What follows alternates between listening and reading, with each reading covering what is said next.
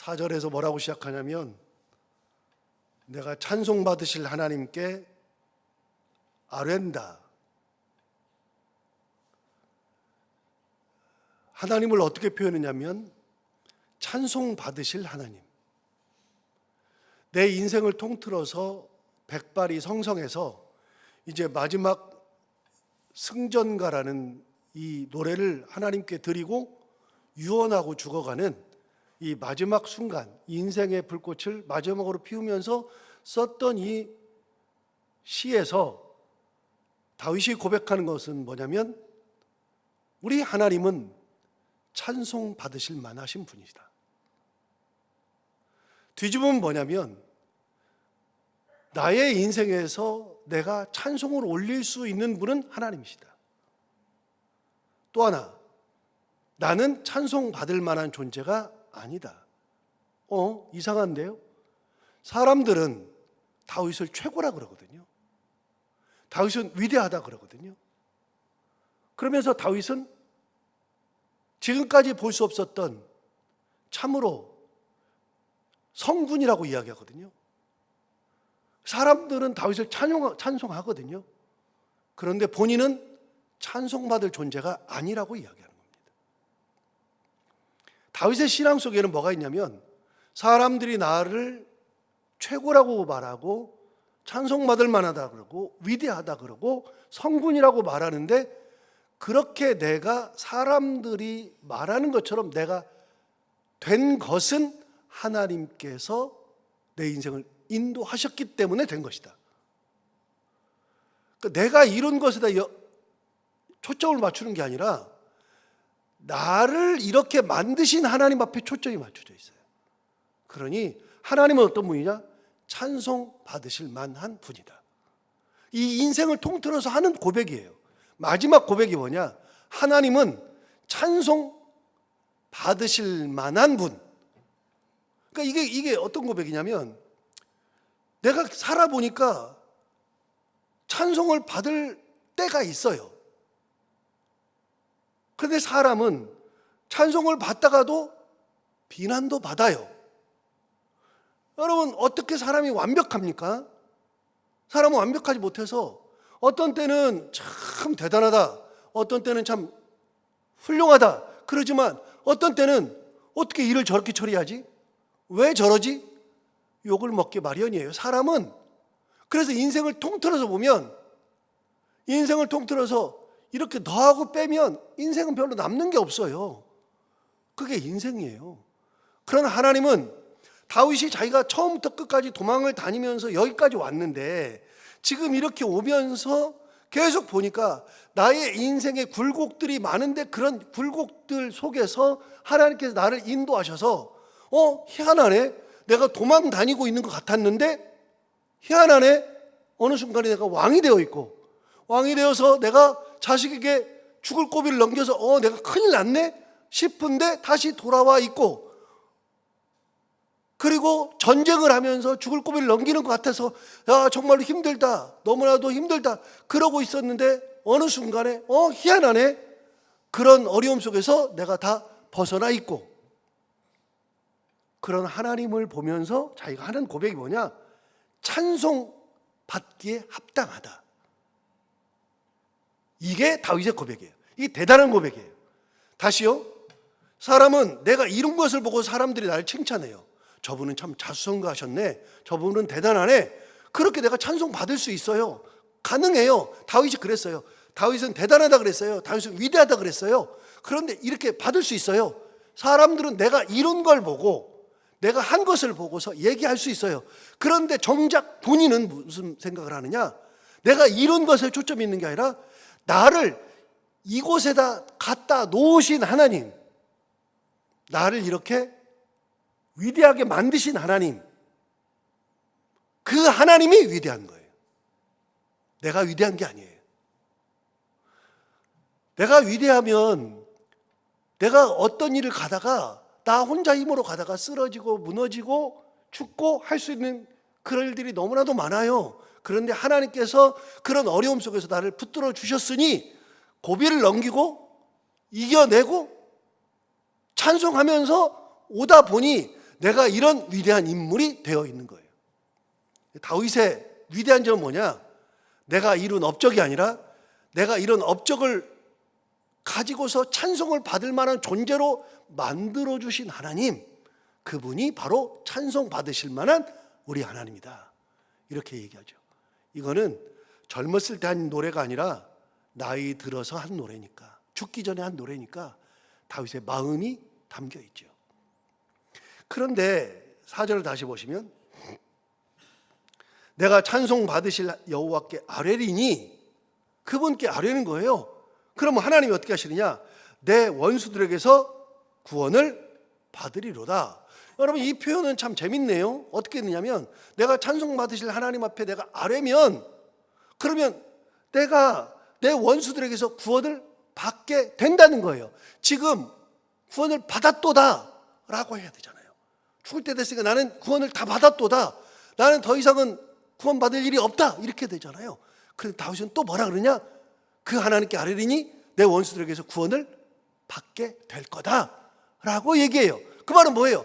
지금까지 하나님께서 나를 구원하시고 여기까지 인도하신 그 하나님이 나를 구원하시면서 오셨으므로 앞으로도 내가 인생 백발이 되었음에도 불구하고 내가 인생을 살아갈 동안에, 그동안에도 어떤 일이 일어났을지 모르지만 하나님께서 나의 영혼을 구원하실 거라는 믿음으로 고백하는 거예요. 이거는 어떤 고백이냐? 경험이 쌓여 있기 때문에 하는 믿음의 고백. 그러니까 경험이 없으면 그런 고백을 못 해요. 경험이 없으면, 제가 이제 텔레비를 이제 많이 보면서 가장 좋아하는 게 이제 여러 프로그램들이 있는데, 인간극장이랄지 뭐 이런 프로그램들 주로 보는데 동물 키우는 얘기를 제가 잘 보거든요. 축사 지어놓고 크게 키우시는 분들 얘기를 들어보는데 공통적으로 하시는 말씀이 뭐냐면요, 이 염소나 소나 이런 짐승들이 새끼를 낳았을 때, 그때 새끼를 처음 낳는 초산하고 새끼를 낳아본 경험이 있는 다산, 초산과 다산의 차이는 뭐냐면요, 새끼를 낳으면 어떻게 키울 줄을 모른대요, 초산은.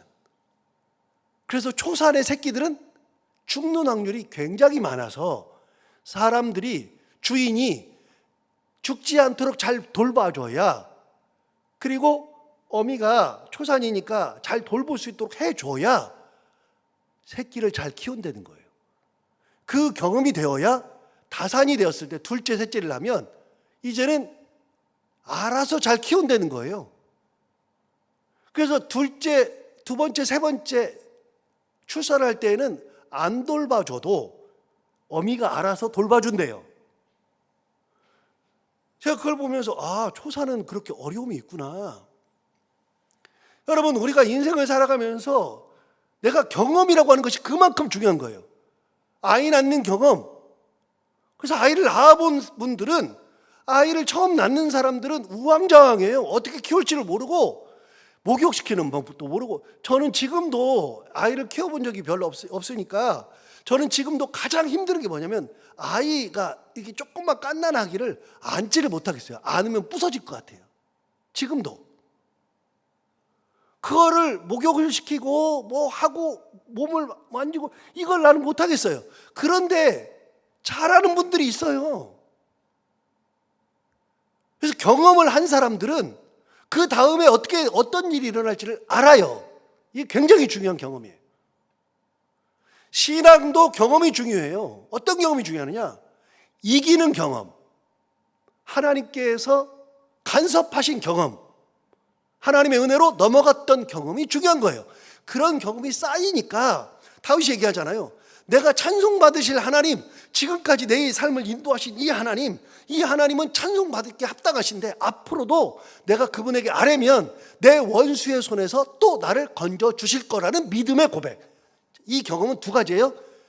이 고백은 두 가지인데, 경험이 쌓인 고백을, 경험을 가지고 사는 믿음으로 하는 고백, 이 두 가지가 같이 들어있잖아요. 그래서 하나님께서 나를 인도하신 경험들, 하나님께서 나를 지금까지 붙들어 주시고 건너가게 하신 그 경험들이 쌓여 있는 사람이 할 수 있는 고백, 그게 바로 다윗의 고백이죠. 이 고백을 이후에 이렇게 하고 나서 다윗은 이제 사무엘하가 끝나고 열왕기 상이 넘어가는데, 열왕기 상에 넘어갔을 때에 다윗은 열왕기상 1장에서 이제는 움직이지도 잘 못하고 몸에 열기가 없어가지고, 그러고 있을 때 신하들이 만든 비책이 뭐냐면 수넴 여인 아비삭 젊은 여자를 후궁으로 들여서 다윗 옆에서 누워서 다윗을 따뜻하게 데피는 역할을 해주잖아요. 여러분, 그게 할 수 있는 전부예요. 다윗이 할 수 있는 게 아무것도 없어요. 그러니까 어떤 일이 벌어져요? 다윗의 아들 중에 한 명인 아도니아가 다윗의 버젓이 살아있는데, 사랑구실을 못하고 살아있기는 하는데, 살아있는데 비록 사랑구실을 못하지만, 그런데 자기가 내가 왕이다 하고 나서잖아요. 반란 일으키잖아요. 반란이 일어났어요. 그런데 다윗이 할 수 있는 게 뭐 있어요? 아무것도 없잖아요. 그런데 그러다가 다윗이 정신을 차려가지고 그 문제도 해결해요. 어떻게 해요? 잘 몰라요. 그게 가능할까? 저는 가끔 생각하거든요. 불가능해요. 그런데 일어나가지고 정신을 차리고 신하들을 다 모으고 솔로몬이 왕이다 라고 선포를 하고, 솔로몬을 즉위식도 열어주고 다 정리하고 마지막 유언까지 하고 죽는다고요. 나오잖아요. 여러분, 아직 안 끝났어요. 반란이 일어나요. 반란이 일어나는데 여기 있는 것처럼 내가 찬송받으실 하나님께 아뢰리니 내 원수의 손에서 하나님께서 나를 구원을 주실 거다 라고 하는 믿음으로 고백. 다시요. 이 고백은 두 가지가 섞여 있어요. 경험이 쌓여 있어서 그 경험으로 하는, 믿음으로 하는 고백이에요. 그래서 하나님을 경험하는 것이 중요해요. 우리 아이들에게 신앙을 아무리 얘기를 해도요, 아이들이 몰라요. 엄마는 이렇게 했었단다, 하나님이 이렇게 했었단다, 아버지는 이런 삶을 살았단다 얘기를 해줘도 애들은 몰라요. 애들은 이해를 못해요. 그래서 제가 아이한테 이렇게 해라 저렇게 해라 그러면 간섭으로 느껴요. 그런데 얘가 하나님을 경험하고 나면 달라져요. 그래서 자녀들도 하나님을 경험해야 돼요. 아버지의 하나님으로 만나는 게 아니라, 어머니의 하나님으로 만나는 게 아니라 나의 하나님으로 만나서 하나님을 고백해야 그게 내 하나님이 되고 내 신앙으로 자라는 것이지, 아버지가 아무리 말해주고 엄마가 말을 해줘도 잘 몰라요. 진짜 간섭으로 듣고요, 막 짜증내고 막 그런다고요. 그런데 내 경험이 쌓여야, 그래서 믿음으로 하나님을 붙들고 살아가죠. 그래서 하나님은 족보가 없다 그랬잖아요. 나도 아버지요, 내 아들도 아버지요, 우리 아버지도 아버지요, 다 아버지예요. 무슨 말이에요? 하나님과 나는 아버지와 나로서의 1:1 경험이 중요한 것이지 할아버지의 아버지가 아니에요. 그 하나님이 아니에요. 내 하나님이에요. 내 아버지예요. 전부 다 내 경험, 그게 중요한 것이지. 다윗이 이 경험이 너무나도 중요한 것이다. 두 번째, 5절부터 6절을 보시면 같은 내용이 반복돼요. 보세요. 사망의 물결이 나를 애우고 불의의 창수가 나를 두렵게 하였으며 수월의 줄이 나를 두르고 사망의 올무가 내게 이르렀도다. 자, 보세요. 여기 보면 이 다윗하고 같이 있는 것들이 뭐냐? 사망의 물결이에요. 두 번째, 불의의 창수예요. 불의의 창수라는 건 뭐냐면, 여러분, 다윗이 가는 길에 급류가 흐르는 거예요. 창수라는 것은 급류예요.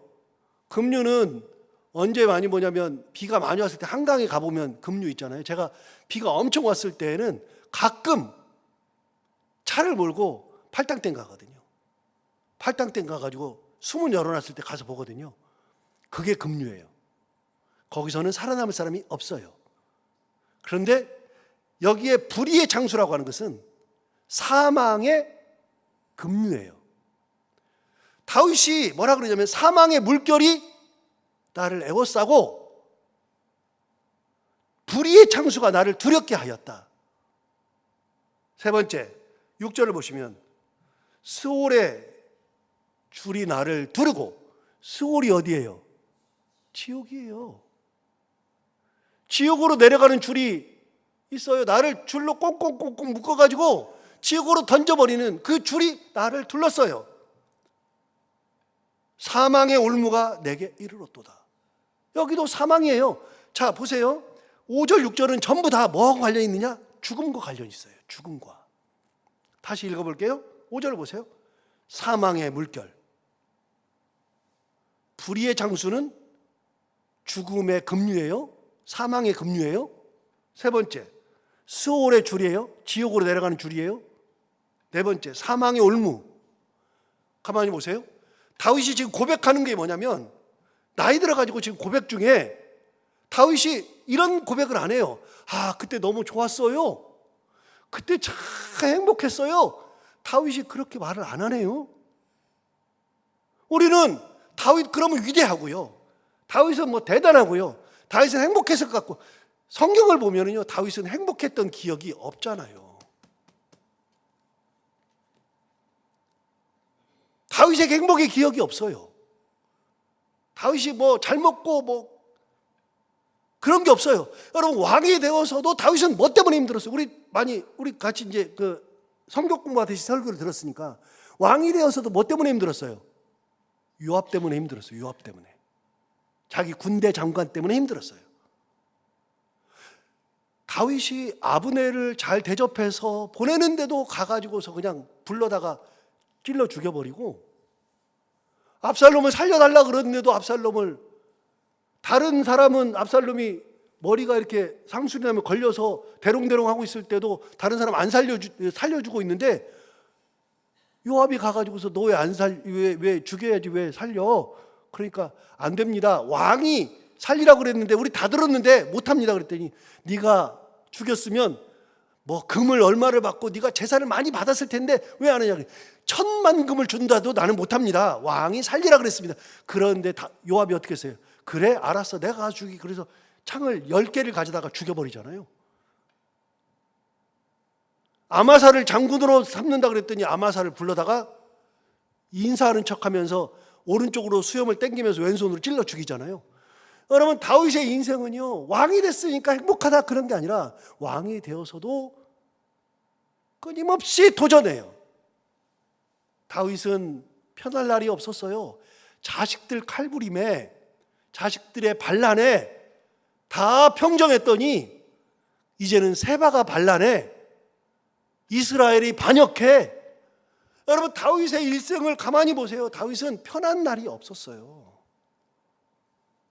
우리는 그렇게 생각하잖아요. 예수 믿으면 편하고, 예수 믿으면 만사 형통하고. 성경을 보면요, 모세 인생을 보세요. 편한 날이 어디가 있어요? 요셉의 인생을 보세요. 편한 날이 어디가 있어요? 고생이란 고생은 찔찔이 다 하고.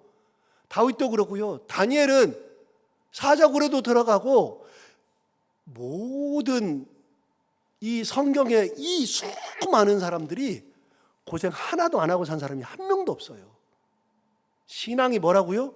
신앙은요, 신앙생활하면 고생이 사라지는 게 아니라, 고난이 사라지는 게 신앙이 아니라, 신앙생활은 똑같아요. 인간 세상 사는 것이 똑같은데, 신앙생활은 뭐냐? 성경이 가르쳐 주잖아요. 신앙생활은 고생 찔찔이 하는 거 맞는데, 다윗도 똑같이 고생했는데, 그런데 그런 고생 가운데 하나님 붙들고 사는 게 신앙생활이라고요. 그게 다윗이 끝까지 붙들잖아요. 보세요. 다윗이 그 인생에서 4가지로 정리했어요. 자기 인생을 4가지로 정리했다고요.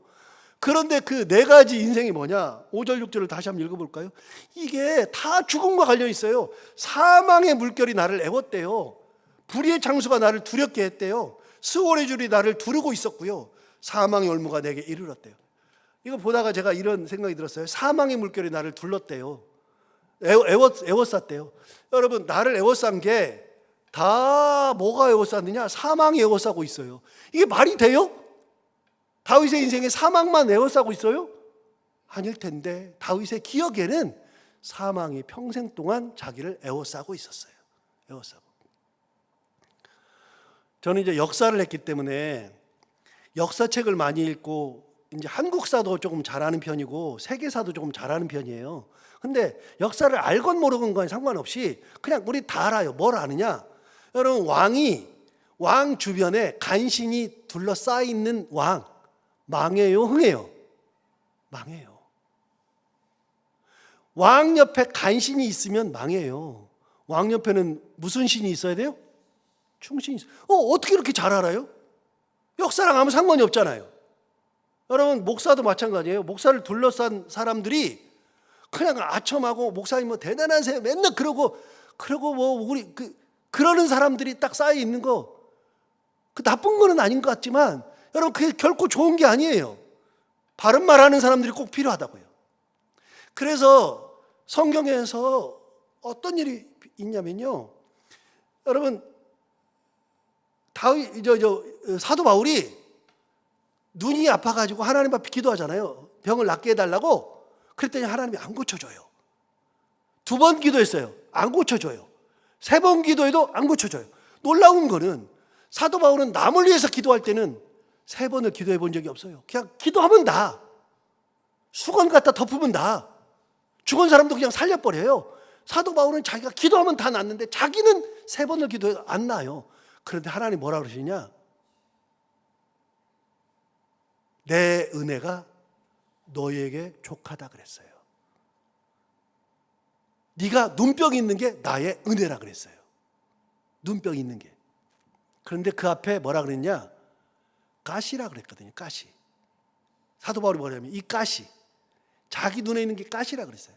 이 가시가 내게 있는 것 때문에 내가 이걸 없애달라고 하나님 앞에 기도했다 그랬어요. 그런데 하나님께서 그 가시를 남겨두면서 나의 은혜가 너희에게 족하다라고 말씀하셨거든요.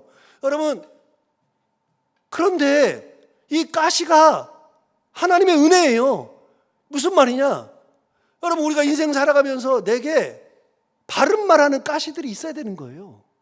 바른 말하는 가시들이. 나를 세워야 되는 가시들이 있어요. 다른 짓 하면 쿡쿡 찔러가지고 못하게 하는 가시가 있어야 돼요. 그래서 아내가 가끔은 남편에게 가시가 되기도 하고, 남편이 아내에게 가시가 되기도 하고, 성도가 목사에게 가시가 되기도 해서 바로 세워야 되고, 목사도 성도들을 찔러서 가시가 돼서 세우기도 해야 되는 거예요. 그게 하나님의 은혜라고요. 여러분, 고난이 없는 게 은혜가 아니라 고난이 있어야 은혜예요. 왜요? 고난이 있어야 하나님을 붙들거든요. 다윗을 둘렀던 거는 사망이 두르고 있어요. 사망이. 말이 돼요? 이 표현들을 보세요. 자, 5절 다시 보세요. 사망의 물결이 나를 에워싸고 있고 죽음의 급류, 큰 물결이 나를 두렵게 하였으며 스올의 줄이 나를 두르고 사망의 올무가 내게 이르렀도다. 다윗의 인생을 자기가 정리해 보니 나는 사망길 가운데 걸었다. 그러고 보니까 사망만 얘기하거든요. 그러고 보니까 시편 23편에 사망이라는 표현이 나오네요. 내가 사망의 음침한 골짜기로 다닐지라도 해를 두려워하지 않을 것은, 그 다음 뭐죠? 주께서 나와 함께 하심이라. 어떻게 이 구절을 다 기억하세요? 다윗이 시편 23편에 사망의 음침한 골짜기로 다닐지라도 했을 때 그냥 하는 표현인 줄 알았는데, 오늘 표현을 보니까 다윗은 평생 동안 사망, 죽음, 스올, 이런 것들이 나를 두르고 나와 함께하고 이러고 살았다, 두렵기도 했었다 라고 하는 표현을 들어보니까 시편 23편 말씀이 딱 맞네요. 내가 사망의 음침한 골짜기로 다닐지라도, 그런데도 고백하는 게 뭐냐? 해를 두려워하지 않을 것은 주께서 나와 함께 하십니다. 이게 진짜 중요한 거예요. 여러분, 우리가 사망의 길을 갈 수 있죠. 어둠의 길을 갈 수 있죠. 그런데 그때 하나님이 나와 함께 하시면 되는 거예요. 제가 어렸을 때 얘기하지만 여러분도 그런 경험들이 다 있었을 거예요. 저희 어렸을 때는 수세식 변소가 어디가 있어요. 저 자랐을 때는요, 우리 집은 변소 하나 있는데, 화장실 하나 있는데 거기에 6가구 살았거든요. 6가구가 그 화장실 하나 썼어요. 조금 떨어져 가지고. 근데 밤만 되면은 화장실 가는 게 너무 무서워 가지고, 근데 우리 바로 위에 누나는 저보고 맨날 같이 가자 그랬거든요. 진짜 같이 갔어요. 같이 가줬는데 제가 더 어린데도 같이 가재요. 여러분, 제가 같이 가면 뭐가 달라져요? 그런데 제가 그거 지키고 있었거든요. 꼭 뭐 하라 그래요? 노래하라 그래요. 노래했어요. 어린 나이에 노래했어요. 여러분, 동생만 있어도 든든한 거예요. 동생만 있어도. 가로등이 없는 길에 엄마가 나가잖아요. 아이 퇴근할 때, 아이 학교에서 끝날 때 아버지가 나가잖아요. 엄마랑 같이 걷는 길, 아버지랑 같이 걷는 길, 그러면 든든한 거예요. 다윗이 얘기하잖아요. 내가 사망의 음침한 골짜기로 다닐지라도 해를 두려워하지 않을 것은 주께서 나와 함께 하심이라. 그래서 여기까지 온 거예요. 그래서